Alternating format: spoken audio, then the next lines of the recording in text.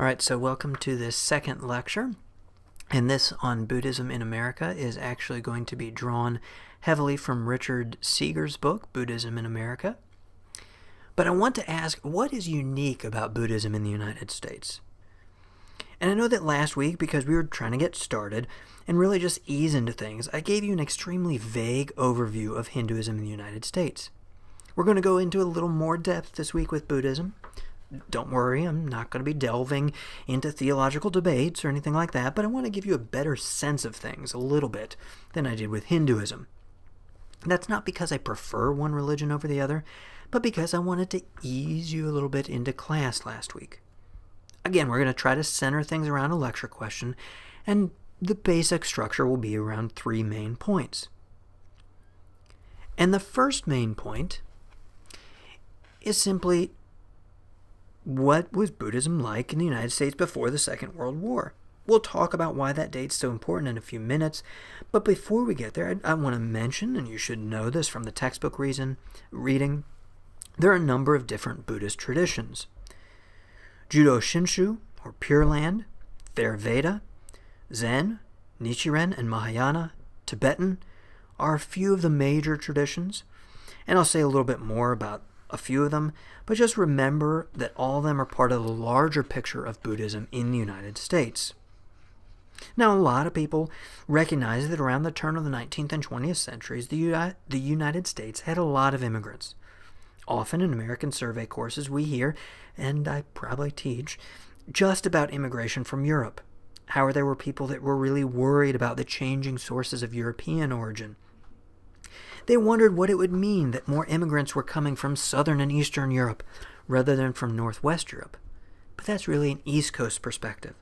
On the West Coast, pasty white folks like me weren't concerned about Eastern European immigrants. They were concerned about Asian immigrants, and often they were worried about Buddhist immigrants. Of course, this had all sorts of racism mixed in with the religious aspect. And there was not a heavy Buddhist influence or population here in the U.S. at the turn of the century. However, there were Buddhists here. The first Buddhist temple in the United States, established by Chinese immigrants in San Francisco, was founded in 1853. That's probably an important date to remember. 1853, first Buddhist temple. Okay? However, Buddhism remained primarily an immigrant religion until the 1870s. That was when the Theosophical Society was founded in New York City. Its founders, Henry Olcott and Helena Blavatsky, or Madame Blavatsky, you see their pictures here, were probably the first 2 white converts to Buddhism in the United States. Again, probably you should remember at least one of their names, Henry Olcott, Helena Blavatsky.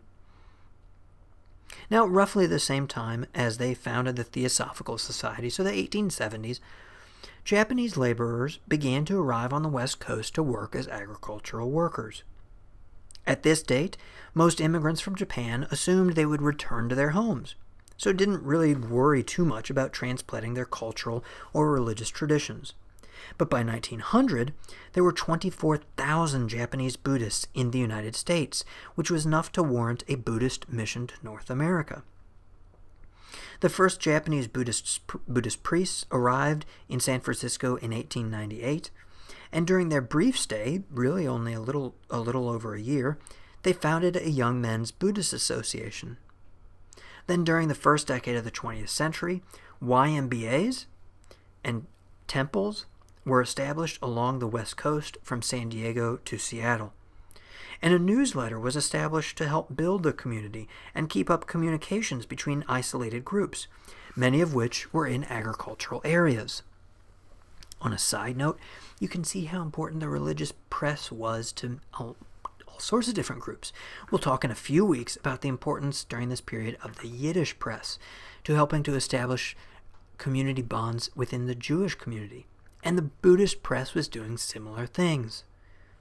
So anyway, during this decade, the 1870s, and even earlier, there was actually a huge racist push to try to limit the number of Japanese immigrants.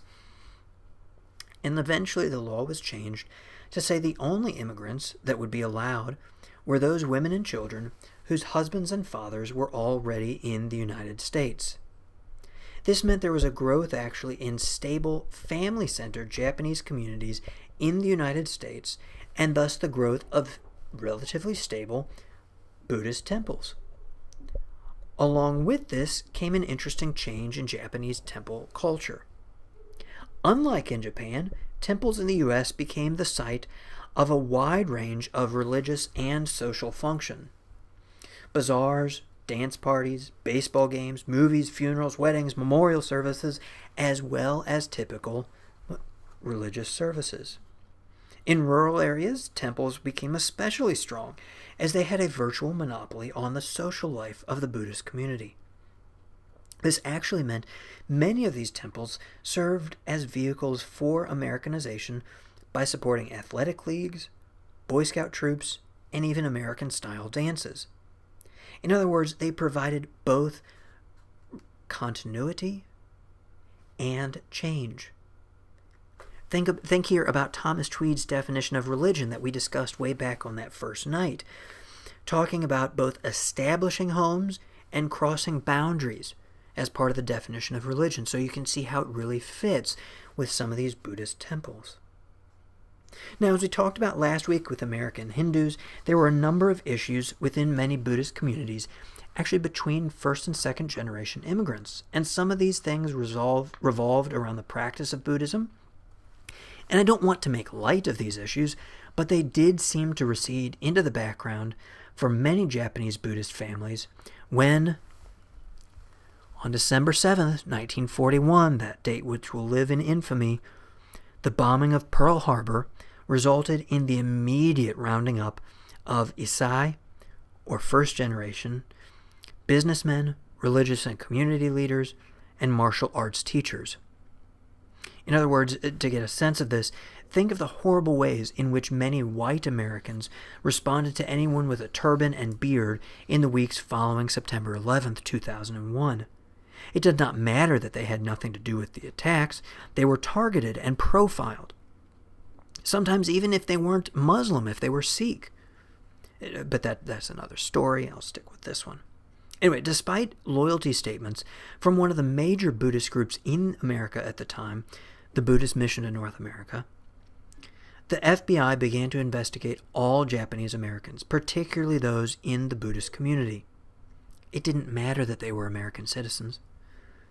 Then, in February of 1942, roughly 2 months after the bombing of Pearl Harbor, President Roosevelt signed Executive Order 9066, which designated the West Coast as a military district from which all, quote, alien, Germans, Italians, and persons of Japanese ancestry were to be removed. Again, it didn't actually matter that they were U.S. citizens. Subsequently, more than 111,000 Japanese Americans of Buddhist, Roman Catholic, and Protestant religious faiths were interned in about a dozen different camps located in several states across the nation. Of these, roughly half were Buddhist, and a majority belonged to the Judo Shinshu tradition. The experience of internment accelerated the Americanization of Judo Shinshu Buddhism in many of these communities. It also accelerated the rise of second-generation religious leaders. Additionally, the camps threw together people from a wide range of Buddhist traditions and fostered an ecumenical spirit within the Japanese American Buddhist community. Despite the trauma and humiliation of internment, Japanese Americans within the Judo Shinshu tradition, which was centered around the Buddhist Church of America, or the BCA, emerged as an ethnically and religiously distinct minority group that was still part of the American middle class. Now, I don't want to say that the BCA was in any way monolithic. There are a number of different factions within it that debate the amount of Americanization they want to allow, how important their Japanese heritage is, and what sort of doctrinal and religious ritual practices they should follow. And I do recognize that this far I've been talking about Judo Shinshu Buddhism, which is one of the several Japanese traditions It is also known as Pure Land Buddhism. Today in the U.S., Pure Land Buddhism is one of the minority traditions within the Buddhist community, but was and is at the forefront of Americanization. Now, as we move from Pure Land Buddhism to Zen Buddhism, I want to acknowledge that Zen is probably one of the most well-known Buddhist traditions in the United States. There are a number of reasons for this, from celebrity practitioners to the beat poets' affinity for it, to books like I've shown here, Zen and the Art of Motorcycle Maintenance. Zen is also the most prominent of the Japanese Mahayana traditions here in the United States and has been fostered by efforts to modernize and revitalize practices that actually began in 19th century Japan. At that time, Zen institutions, many of them monastic in nature, were under attack from Shinto nationalists. Later, many Zen leaders were caught up in the Japanese nationalism in the early and mid 20th century, only to have to face Japanese defeat in the Second World War. For many Zen clerics, then, reconstruction after the war meant a return to providing pastoral care to laity, and some Zen leaders began to see the United States as a land of opportunity for the tradition. They believed its ancient practices and genius could be revitalized here, unencumbered by its Japanese institutional box. One of the major leaders who began the process of bringing and popularizing Zen in the United States was D.T. Suzuki. He was at the center of the boom in Zen popularity during the 1950s. He was certainly not the only leader, and many Zen teachers found they could come to the United States, practice and teach Zen, while having the freedom to criticize what they believed were the outdated modes of practice within the major Zen institutions within Japan. Once in the United States, they often encountered Americans seeking spiritual experiences outside of traditional institutional religion. The shared interests of the teachers and their students in experiential religion led to a rise in the practice and some of its popularity. Now, a number of other things help to account for the popularity of Zen Buddhism. Zen has one of the longest histories of any Buddhist tradition in the United States. Remember last week I talked about the 1893 World Parliament of Religions.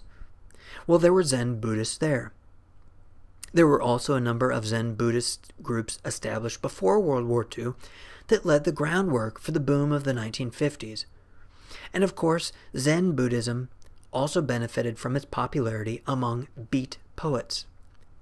Jack Kerouac, Allen Ginsberg, Gary Snyder, Phil Whalen all practiced Zen at some point. Although, as you can imagine, many of the beat poets were not exactly the most disciplined, nor the most orthodox of Zen practitioners. But they did help popularize the tradition. And the beats were part of what the Japanese Buddhists call Buddhism, a term that in traditional context refers to self-styled Zen practitioners who have foregone the institutional training and discipline associated with formal traditions. Now, seen in a positive light, Buddhism is an expression of free-form spirituality and a source of considerable creativity.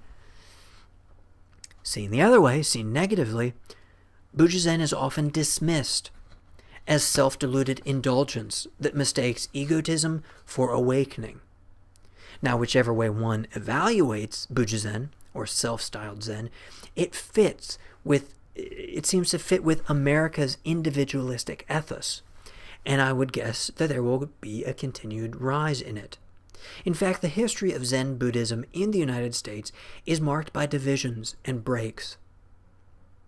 Even in Japan, Zen was divided into Rinzai and Soto versions. Rinzai focused on the use of koans, or teachings, while Soto emphasized sitting meditation.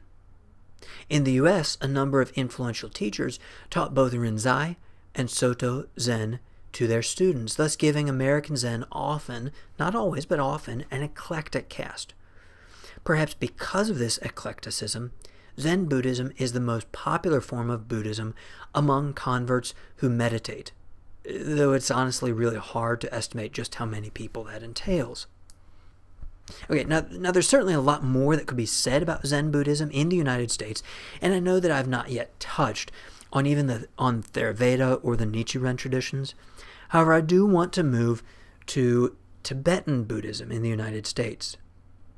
Before we do, though, I'll just mention that here in Memphis, there is a Vietnamese Judo Shinshu monastery, a Soto Zen community, and other smaller groups.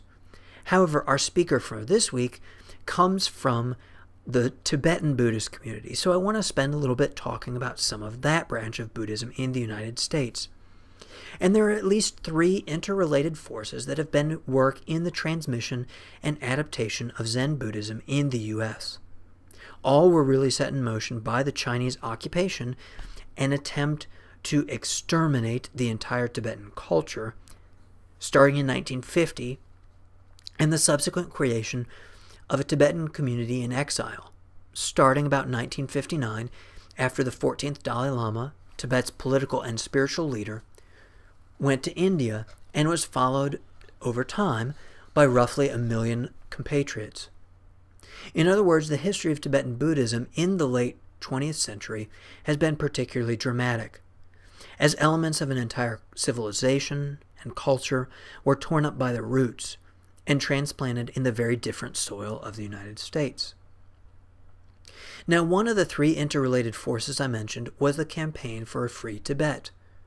This was a celebrated cause in U.S. human rights and entertainment communities for more than a decade before 2001, and it brought all things Tibetan to the attention of the mainstream. Perhaps the highlight of this particular time was 1997, where during the last 3 months of the year, 3 separate movies related in some way, shape, or form to Tibetan Buddhism were released. The first, and I'm sorry I don't have its poster here, was Red Corner, starring Richard Gere, perhaps the second most well-known Tibetan Buddhist for most Americans. Then came 7 Years in Tibet, starring none other than Brad Pitt, which of course is going to get lots of coverage. Finally was Martin Scorsese's film Kundun, which was roughly a biopic about the childhood of the most famous Tibetan Buddhist in the world, the 14th Dalai Lama. Each of these movies served as a chance for interviews, protests, nationwide campaigns, and Tibet-related appearances by celebrities for the Free Tibet movement. I'm sorry, I said that wrong. For the Free Tibet movement.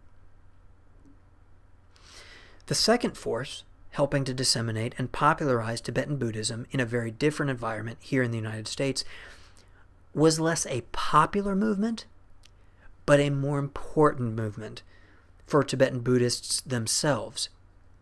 It was the effort by Asian and Western Buddhist scholars and publishers to preserve sacred Tibetan Buddhist texts and disseminate them in the West. This cause was taken up with particular urgency due to China's effort to eradicate Tibet's religious traditions and institutions. And I want to take just a moment to look at this a bit more closely. When refugees from Tibet left for India, they left behind great works of art, ritual paraphernalia, and a vast number of Mahayana and Vajrayana texts, all of great importance, and many completely unknown in the West, some really unknown outside of Tibet. Over the next 20 years, though, an estimated 6,000 monasteries, temples, and other landmarks were demolished. Art was destroyed, monastic libraries were burned, monks and nuns were imprisoned and tortured, and hundreds of thousands of Tibetans were killed. This was a very real attempt to destroy a civilization. Because of this attempt at genocide, you can't really call it anything other than genocide, and cultural erasure, the preservation and transmission of Tibet was carried on with extreme urgency. This task was first taken up with Tibetan lamas and their students, and many of these teachers encouraged their students to go into graduate programs in Buddhist studies so they could be movers and shakers in the world and help preserve these traditions. The third force that has helped spread Tibetan Buddhism is the establishment of an extensive network of practice centers by lamas and their students starting in the 1960s.